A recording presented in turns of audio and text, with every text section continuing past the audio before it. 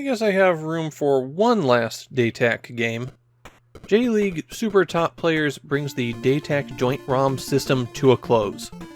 And this platform is going out with a dumped game that is a complete disaster top to bottom. The Datach was expansion hardware that Bandai released for the Famicom that moved some common chips off of cartridges and into it. It also added a barcode reader, which became less and less relevant as time went by. J League Super Top Players came out 1 month ahead of the opening of the second season for the J League, Japan's new soccer league. It was wildly popular at the start of 1993, but interest fell off extremely quickly. That early burst of popularity is probably why Bandai decided to try releasing this. From the main menu, you can choose to play through the entire 1994 season, or just an exhibition match between two teams. There's also a special penalty kick mode, which is the only game mode that uses the barcode scanner, and a barcode reader option where scanning a barcode will reveal some vital statistics for one of the J League players.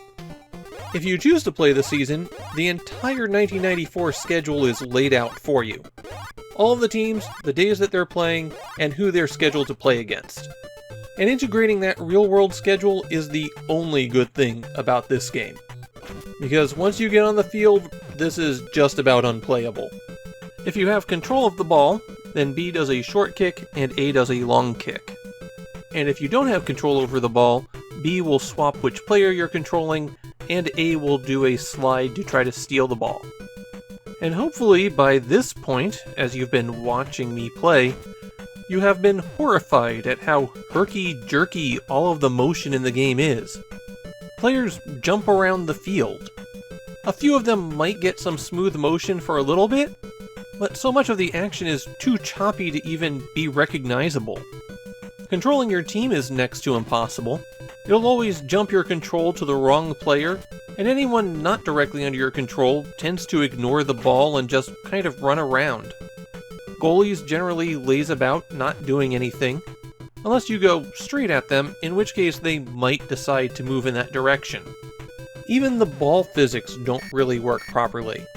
It can bounce off one of the goal posts, come to a stop just out of bounds, and still be in play. And sometimes you just won't interact with the ball, something that's kind of vital to a sports game. This is the worst playing soccer game that I've encountered for the Famicom, and some of them have been pretty bad. But there's another mode. There's always penalty kick mode. Maybe that's an improvement. Well, penalty kick mode is solely a 2-player mode, and you can choose whether or not the kicking will be automated.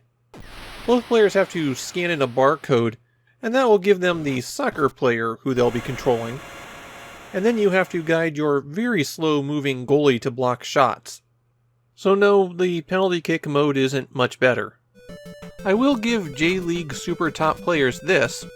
It's not as astronomically expensive as some of the other Datach games. I've seen copies for 50,000 yen. That's crazy expensive for this, but it doesn't have quite the notoriety. There's never a whole lot to say about sports games.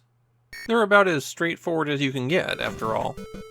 But J League Super Top Players is a train wreck. My gut instinct is that Bandai set a hard release date on this one, and Tosei just pushed whatever they had right out the door at that point. It feels half-finished. In many ways, it's exactly the note that Bandai and Tosei should go out on.